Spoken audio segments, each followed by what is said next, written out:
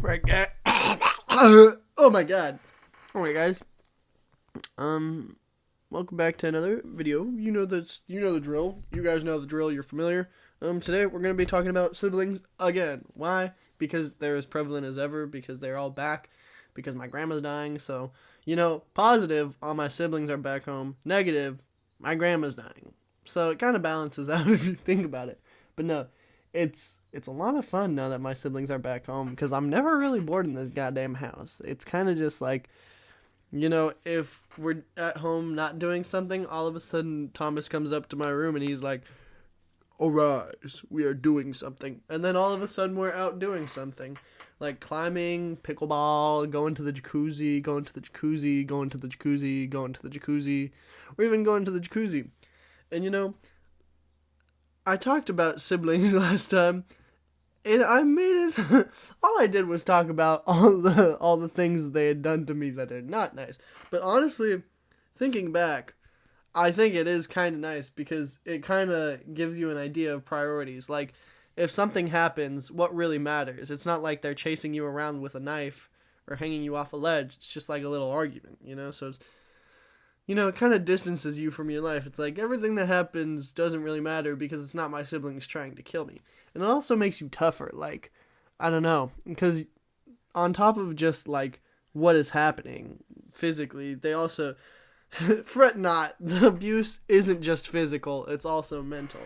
Because if you have siblings, chances are you're insulting them every possibility you get. Like, if there's even a slight opportunity to call them fat or stupid, you're going for it.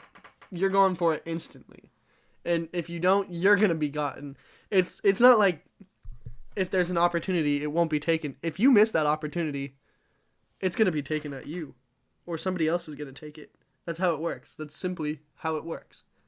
You can't have it any other way. But yeah, you know what's weird? My siblings use my closet the most, right? And I have a decent amount of clothes, but they use up like half of my closet. And I do have the biggest closet because I do have the biggest room now. Because when my brother left for college, he's the oldest out of all of us, he said, "Hey, William, I'm going to give you this room so that your sisters can't have it." And my sisters share a room, so it would have been nice if one of them could have split out of the room and taken the biggest one, but nope. And then before they could even split into the old room and not have to share a room anymore, my dad turned it into an office, which is basically abandoned now.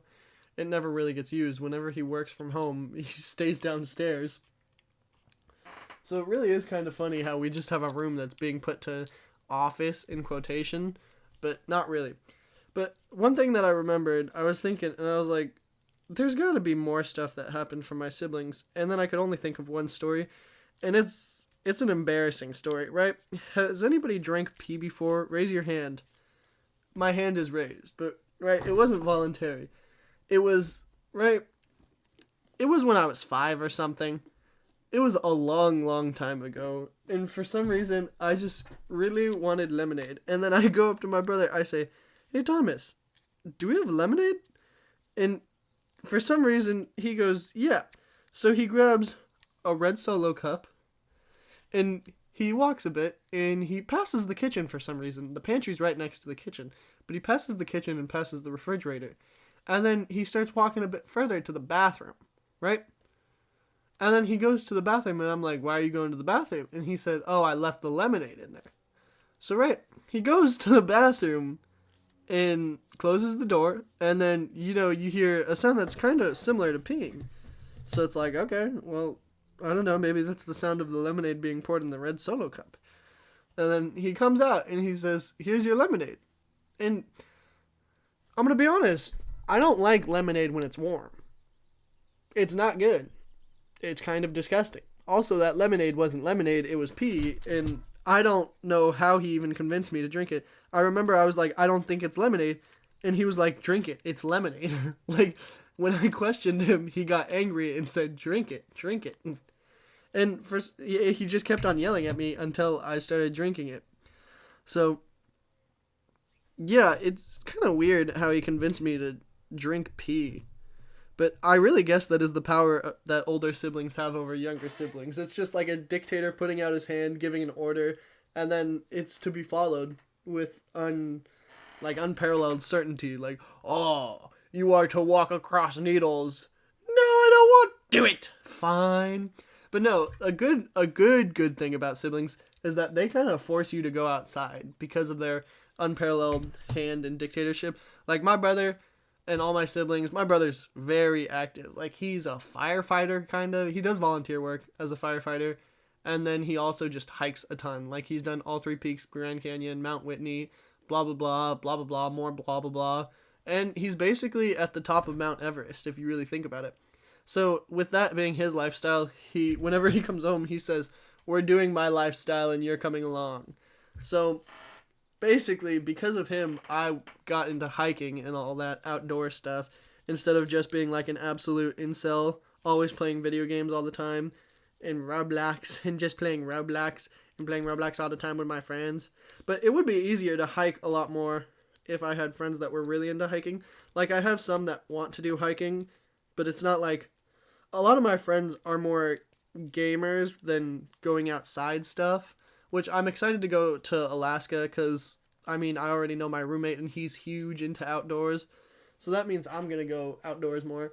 And it's funny because every time I take a break from going outside or going on a hike, I'm like, why would I ever want to do that? It's just going to be like 2 hours of boredom and walking. And then every time I go on a hike, I'm like, wait, this is great. I'm so happy. It's so funny because when you give your body what it needs, exercise, good food, water, you're so happy. And when I don't do that, I'm like, damn, I'm miserable. I'm going to kill myself. Not to like say that people don't have their own special exceptions. And I mean, probably if you're depressed, going out on a hike isn't going to make you magically better. But hey, if you have depression and you're cutting your wrists, you might as well try cutting down a tree in the forest instead. Think on that, depressed people.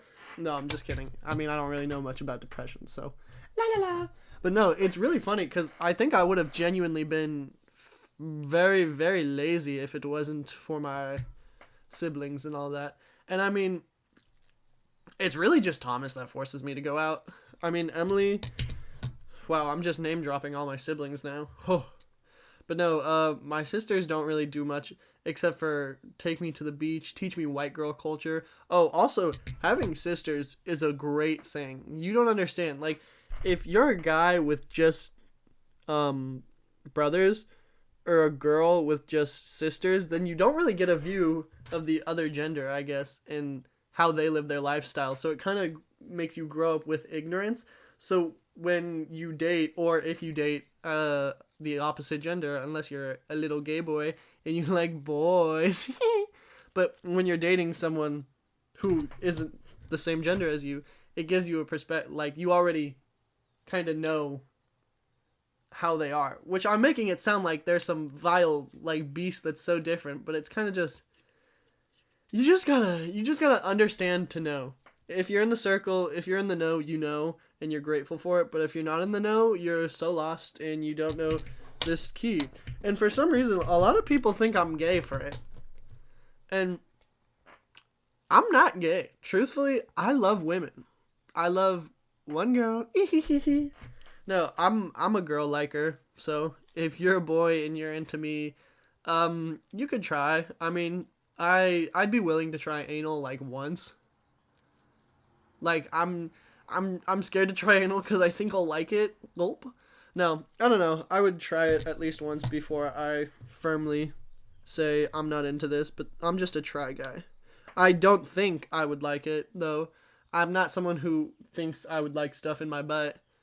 I don't think it could be the worst thing in the world, because I'm just open to try stuff. Except for polyamorous stuff. I don't know, for me, love is one-on-one. And every time I see people who don't do one-on-one love, that's like, it just doesn't seem like it's going well. Also, how would you not get jealous at all? I feel like in a relationship, if your partner's living up on another person, I'd be like, hey, lay all your love on me. Don't go wasting your emotions. But yeah, I don't know.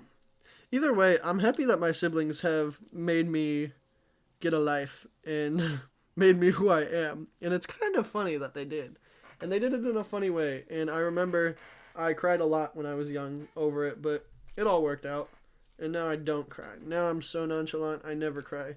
Oh my god, I've been playing with this tripod for half of this, and it low-key has like tentacles, and I'm gonna put these tentacles up my butt later, and it's going to be so cute. Look for me on OnlyFans.